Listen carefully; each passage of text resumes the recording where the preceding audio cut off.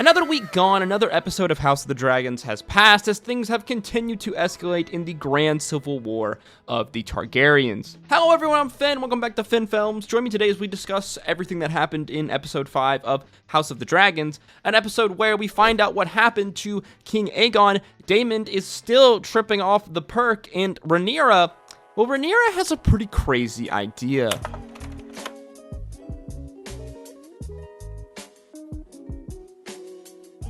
Episode 5 of House of the Dragons deals with the fallout of the climax of Episode 4, the Battle of Rook's Rest. In the first major fight of the Battle of the Greens and the Blacks, dragons have taken to the sky against one another. Dragon combat has begun, and people are really starting to feel the fallout. If we remember, in the climax of Episode 4, we saw Princess Rhaenys die alongside her dragon, and King Aegon fall to the ground in a blast of fire from Vhagar and Aemond. We begin our episode not knowing exactly what has happened to King Aegon and his dragon. Our episode begins with Lord Corlys on Driftmark. We see the halls of Driftmark are absolutely cold and silent as Corlys mourns the death of his wife, the warrior princess Rhaenys. We then flash over to Rhaenyra, who we see is also crying, mourning the death of Rhaenys. As the majority of the themes of this episode are dealing with mourning, death, and the impact that Rhaenys has had on the Blacks. We flash over to King's Landing, where things are looking real rough. There is a major food shortage for the small folk due to Lord Corlys's blockade. We see that this blockade is actually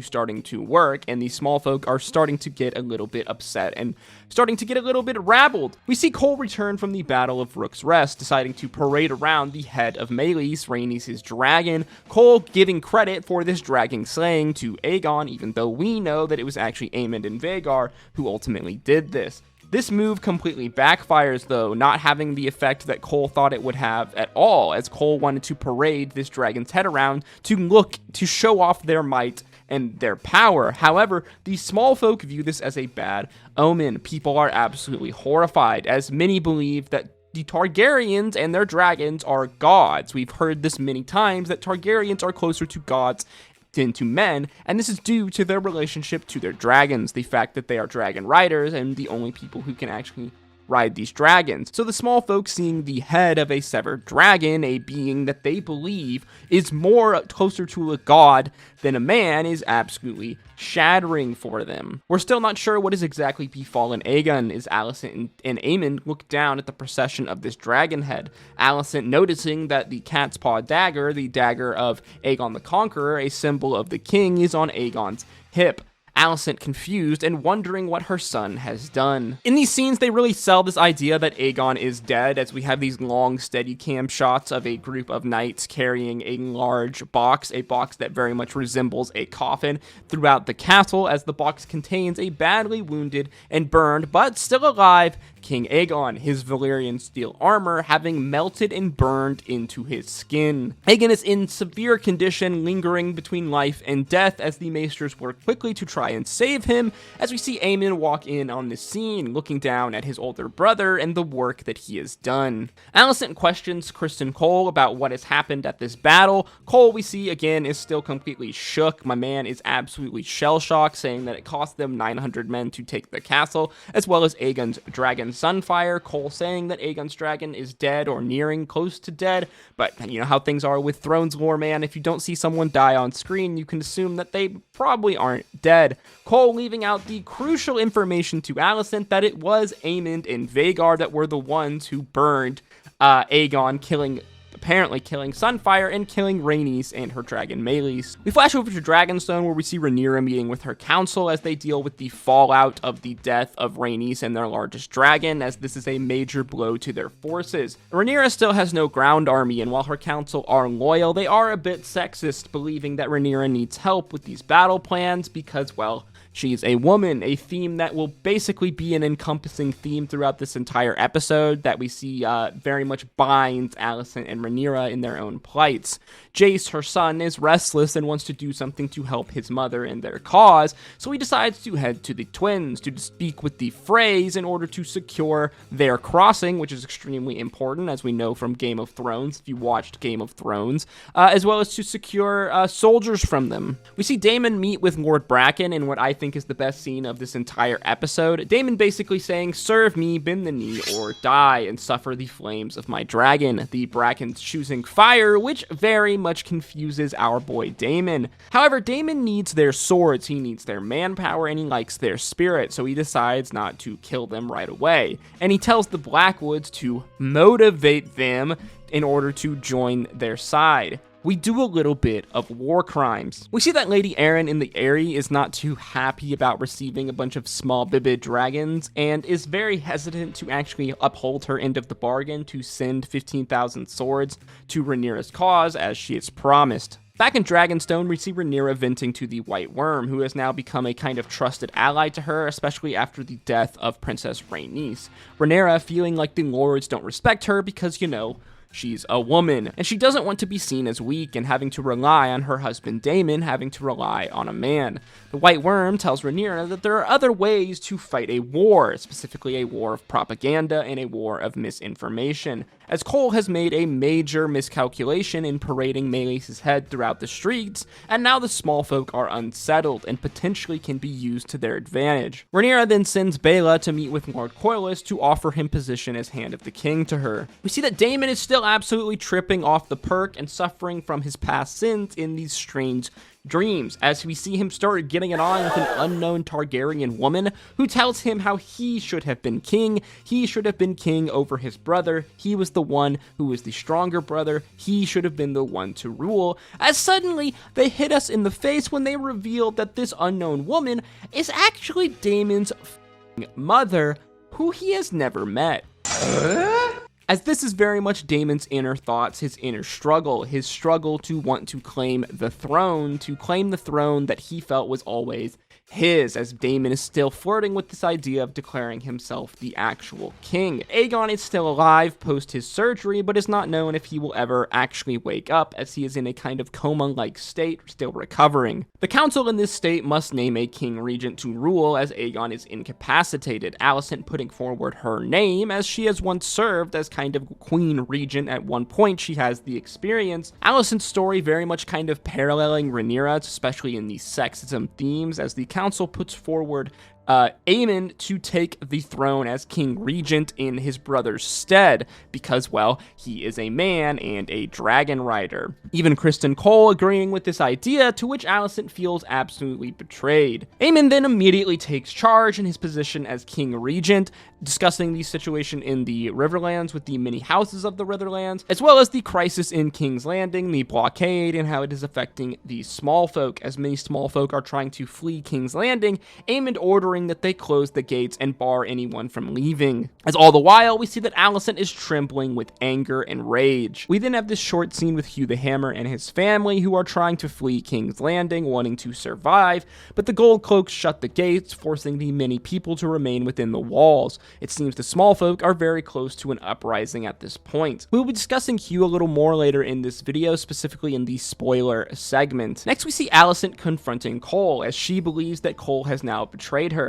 But we see that Cole, again, is very much still shook from this battle of Rook's Rest, and wouldn't you be if you realized just how absolutely worthless you were as a soldier when Dragonfire takes to the skies? Once again, dragons equal nukes. Cole believing that now that dragons have entered this war and they have unleashed the dragon fire, that a dragon rider must be the one to rule King's Landing. We see Jace treat with the Freys over at the Twins, the Freys being as cunning as ever, decide that they want Harrenhal, in exchange that they will bend the knee to Rhaenyra, giving her soldiers as well as access to their crossing. At Harrenhal, we see Daemon chopping wood, helping them reinforce and repair the castle for a growing host. As he chops this wood, we hear the screams of women and children, Daemon once again being plagued by his sins, as he speaks with Alice Rivers, who informs him that she has heard words on the wind, specifically words of men stealing Bracken women and children from their homes, and other horrible violence happening in the Riverlands, hence the screams in Daemon's mind. Daemon believes that this is what it will take in order to motivate the lords of the Riverlands to come to his side, but he does not understand how their minds work and how they are people of the old gods and don't respect such tactics at all. They will not bend the knee to a tyrant. Daemon, though, believing that many of these men will never accept Rhaenyra as their leader because she is a woman. Again, we have these sexism themes coming into this episode with Rhaenyra, Alicent, and now Daemon even acknowledging them. Daemon saying that he and Rhaenyra could rule together as equals with king and queen. Then out of nowhere, Alice hits Daemon with an absolute punch to the gut, saying that it's a shame that Daemon never knew his mother. Alice seemingly being aware of the dreams that Daemon is suffering from, as it is possible, even teased a little bit, that maybe it is Alice who is actually sending these dreams to Daemon, as we do know that this is possible with a glass candle in Game of Thrones lore. But everything is very ambiguous in all of these kind of conversations with Alice and Daemon. This conversation ultimately ending when Daemon is informed that House Bracken has taken the knee and has submitted themselves to him. We see Baela meet with Lord Corlys, who is super depressed, and can you really blame him? Again, this man has lost basically every single family member close to him and is now completely alone. Baela, though, tries to comfort her grandfather by telling him that this is how his wife would have wished to die, as she was a Targaryen princess and a warrior who wished to die in dragonfire, and that his wife was a great woman who she very much strives to be like. Corlys offering Baela the position of his heir, to which she declines, saying that Driftmark must pass to sea and salt, not blood and fire. Foreshadowing anyone? Rhaenyra back on Dragonstone meets with Sir Alfred, one of the lords of her council, Rhaenyra agreeing that Daemon is their best hope for an army. Rhaenyra deciding to send Alfred to Harrenhal to attempt to reason with Daemon, telling him to convey a message saying that she would very much like to finish their last conversation. Back over in Harrenhal, Daemon is awoken at the hour of the wolf in the middle of the night to meet with the houses of the Riverlands. Daemon, as I said, has completely misjudged these houses and chastises them for waking him up late, Daemon ultimately paying the price as they inform him of the atrocities that have been taking place under his watch, under his orders, as House Blackwood has been committing all of these war crimes and atrocities while under the banner of the Targaryens. Yikes, that's not a good look, my brother, as the Riverlands are very much the key to this war, and the lords say that they will never submit to a tyrant like Daemon. In King's Landings, we get an absolutely sick shot of Aemon standing at the Iron Throne, Aemon kind of reveling in his actions and what he has done to his brother, when his sister walks in asking him if this was worth the price, his sister Elena seemingly knowing what Aemon has done.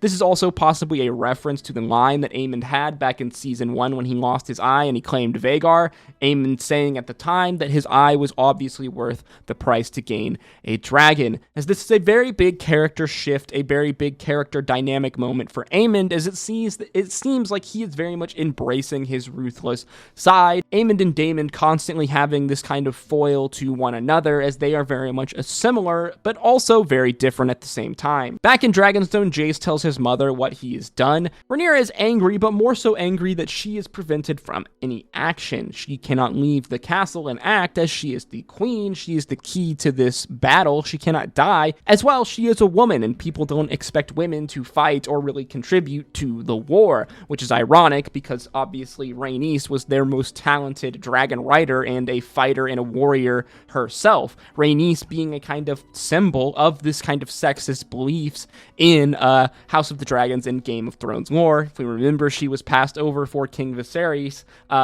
Again, many themes of sexism throughout this episode. We see that Rhaenyra is reading a history of the old Targaryens, specifically Visenya, Vhagar's first rider, who was a great female warrior, a great warrior who wielded the Valyrian sword Dark Sister, the sword that Daemon wields. It's here we see Rhaenyra hatch a crazy plan, her and Jace realizing that they are not lacking in dragons, but lacking in dragons riders. As in Thrones lore, it's only those with Targaryen blood, old Valyrian blood, that can actually ride dragons, because, well, genetics, I guess, if you ask Preston Jacobs, as Game of Thrones lore is very much a sci-fi novel being disguised as a fantasy novel. Rhaenyra, realizing that they must comb through their line, comb through their lineage and ancestors to find all of those with any drop of dragon blood in them at all. Any child of any Targaryen, no matter how thin their blood, or any bastards, these Targaryen bastards being known as dragon seeds, as they will need them in the upcoming battle to ride dragons into the war. Real quick at this point in this short little segment at the end of the video, I want to discuss some potential spoilers, so if you want to avoid those,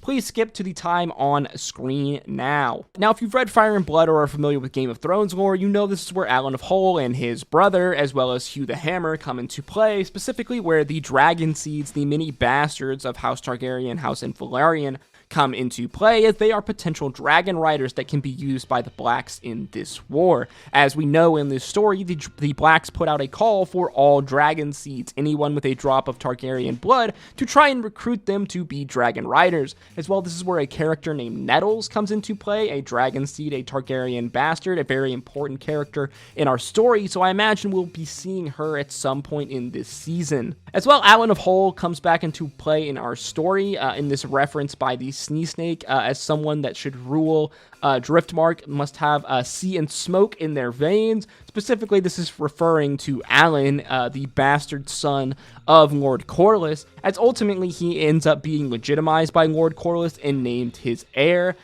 Which I imagine the show is going to continue to follow the books in telling this story, as it very much seems like that's what they're setting up. Overall, a very solid episode of House of the Dragons, as we get a bit of kind of a cool down from the insanity that was the climax of episode 4. So far, it really does seem like the show is going to continue to be pretty freaking loyal to Fire and Blood, the book series, as I was curious if they were going to kill Aegon off here and completely veer off the books, but it does seem like they are going to continue to follow the rough kind of story outline of the book Fire and Blood, which I would say is a good thing, as there is enough gray area within the book of Fire and Blood for them to add kind of many of these creative liberties and creative scenes within it. I really enjoyed this episode, a lot of really good character work, interesting kind of story dynamics at play here as we see our characters dealing with the death of Rhaenys, and how kind of Rhaenys was this symbol of power, of female power in our story,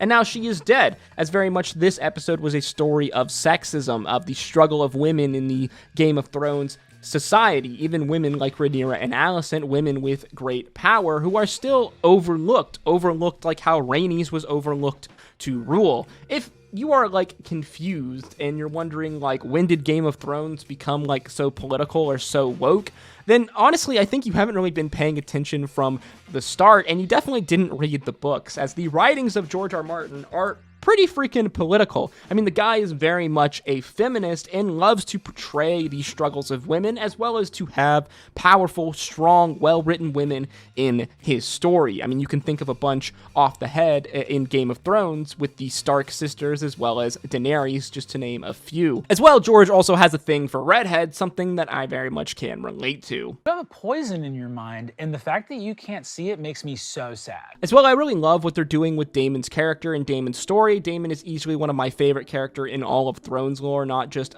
Fire and Blood. I love his mortal grayness and how he is equal parts villain and hero, and I love how they've intertwined his character with Alice Rivers and all of the mystery around her, as well as this haunting of Harrenhal and what it is doing to Daemon's mind, his mind being plagued by his many sins of his past, and just makes for some awesome storytelling with some really awesome character development. I expect our story to continue to heat up as things continue to get crazy in the Riverlands, as they attempt to bring these houses of the Riverlands to heel. Very much whoever controls the houses of the Riverlands has a very massive advantage in the upcoming war that is to follow, and I imagine we're going to see some potential dragon riders and new dragons in the next episode of House of the Dragon, something that I am very much looking forward to. If you did enjoy this video, learn something new, please make sure you like, comment, and subscribe. Let me know in the comments down below what your favorite moment from episode 5 of House of the Dragon was. As always, guys, if you did enjoy this video, then why don't you check out some of my other content on screen now, like our other House of the Dragons videos, and as always, I hope to see you in the next one. Stay safe out there, guys. It's a crazy world. Drink your water, hug your mother. Until next time, peace, love, adu.